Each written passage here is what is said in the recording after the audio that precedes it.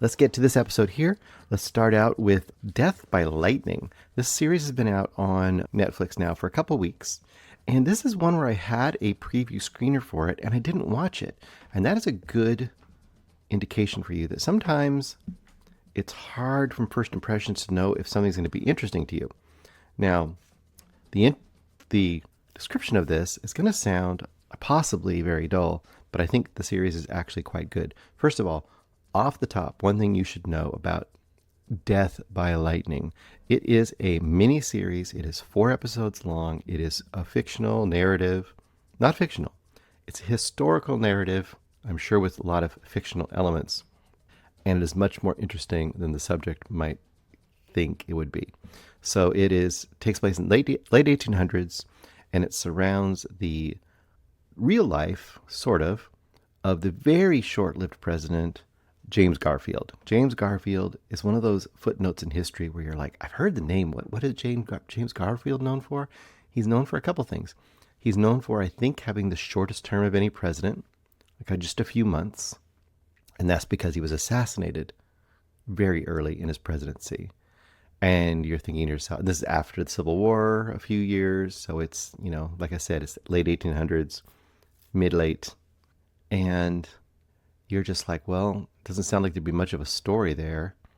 The story actually starts in the 60s or 70s, and there's this kind of big archive area, probably in the Smithsonian someplace. I don't remember if it said. And while they're moving stuff around, out rolls this jar, dusty old jar, dated. And on the jar, it says, get the name right here, Charles Guiteau. And there's a brain inside. And you're like, who is Charles Guiteau? Well, Charles Guiteau is the person who assassinated James Garfield. And thus begins the basic story of this movie. And that is this movie series, whatever, it's a 4-part series only, probably about I guess equivalent of a 3.5-hour movie if you jammed it all together. Essentially is the story of right at the beginning, how Garfield becomes president and how his number one fan, Charles Guiteau, becomes his assassin. And first of all, let me give you some of the cast here, because the cast is fantastic. And unlike many late 1800s kind of period piece sort of movies or series, they're very stuffy usually. They're very, I don't know, it's not the right time period exactly, but Bridgerton or something like that, like very, I don't know, very much about manners and stuff. All the trappings are here for it to be that way, but this is a very active and vibrant and really, to me, a very entertaining piece of media. So the actors you have here, you have Matthew Macfadyen as Guiteau, and I didn't recognize that name, but I recognized the face almost immediately. He is in Succession as the son-in-law, the always fawning and booty-kissing son-in-law. And if you remember that guy, you'll go, okay, I can see him as being the assassin guy. You've also got Michael Shannon as Garfield, and Michael Shannon is bearded, and all of them are bearded in those days, right? Bearded, and he looks almost unrecognizable. For a while, I was like, that's Michael Shannon? That's Michael Shannon? The voice even doesn't really, it just doesn't seem like him. But he does a great job. And then you've got, on top of that, you've got Betty Gilpin as Garfield's wife, Crete. You've got Nick Offerman as Charles Arthur, the vice president to Garfield. And then along with that, you've got a bunch of other people, including Shea Whigham and Bradley Whitford, just a bunch of people.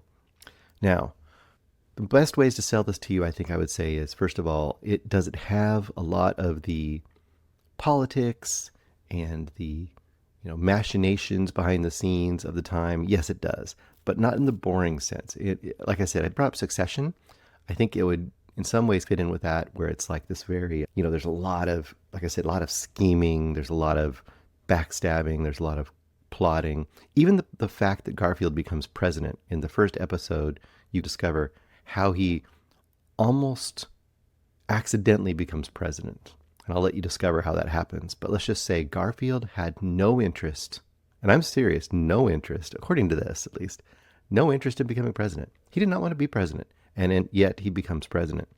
On the other hand, you've got Guiteau, who in a lot of ways is the main goal, or not the main goal, the main, I guess, and I guess they're co-leads. I guess Guiteau and Garfield are co-leads because you're watching the two types of people. You know, they paint Garfield as almost an unbelievably idealistic and principled person in the presidency, which you just don't get ever. It's very, very difficult to have. And the fact that we had it for this short period of time. That's kind of the arc, or the way they're presenting Garfield. On the other hand, you've got Guiteau, and Guiteau is almost like the first historical version, and I'm sure he isn't, but presented here in a way that you don't rarely see of things from this time period. Kind of the first super obsessive, toxic fanboy type. This is the guy who, Hinckley. He's like a Hinckley from the 1800s. If you know Hinckley, he was obsessed with Taxi Driver and with Jodie Foster, and went on to try to assassinate President Reagan. Very similarly, this guy is a grade A huckster, loser, always angling somehow to get into something, and he sees Garfield as his way to get fame and to be acknowledged for his awesomeness just by association. And very much like a fanboy or whatever, he tries everything he can to get into that universe, and he thinks deludedly that he is in part of that universe. And of course that leads to him eventually assassinating Garfield. Watching the two different characters work through this world that's almost like a foreign, not a foreign, but almost like an alien landscape, because it's, so far removed from us, but also watching how obviously similar it is in some ways too. It's really, really great. Some fantastic character work. It's always interesting. It has humor to it, mostly in the situation, not like ha-ha, guffaw, laugh out loud humor, but like the humor of just the absurdness of some of the situations that pop up, and just how especially the character of Guiteau, tries to worm his way into everything. But also this kind of inevitable, doom that is coming your way. And the more you get to know Garfield, the more you're like dreading that that's going to happen, because you actually start to think like, wow, we have this fantastic person in the presidency all of a sudden. And of course, from history that is doomed. Really, really great. I'm going to give Death by Lightning, and once again, a one and done, 4 episodes. That's unheard of, unless it's a documentary that should be one and done. but as a dramatic series, a four and done is like unheard of. I'm going to go 4.5 stars. I think Death by Lightning is fantastic. Really, really good.